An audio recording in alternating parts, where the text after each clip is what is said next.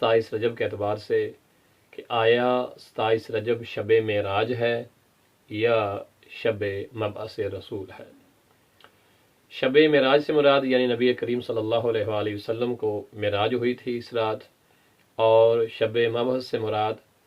یعنی نبی کریم صلی اللہ علیہ وآلہ وسلم پر باقاعدہ وحی کا سلسلہ شروع ہوا، یعنی آپ نے اعلان رسالت ظاہری طور پر فرمایا کہ میں اللہ سبحانہ و تعالیٰ کی طرف سے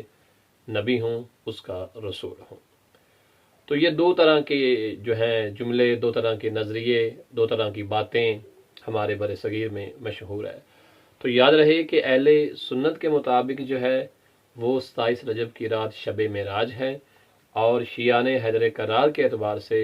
مذہب اہل بیت کے مطابق یہ شب مبعث ہے، یعنی نبی کریم صلی اللہ علیہ وآلہ وسلم نے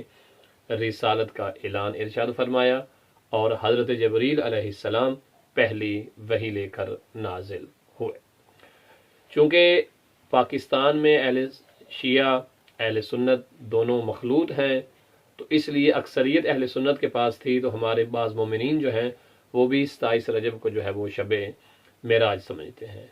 ایسے ایران میں چونکہ کثرت ہے شیعوں کی، تو وہاں رہنے والے اہل سنت جو ہیں ان میں بھی اکثر لوگ جو ہیں اسے شب مبعث سمجھتے ہیں۔ لیکن دونوں نظریات کے اعتبار سے یہ فرق کرنا ضروری ہے کہ شیعہ حیدر کرار کے مطابق یہ شب مبعث ہے، شب معراج نہیں ہے۔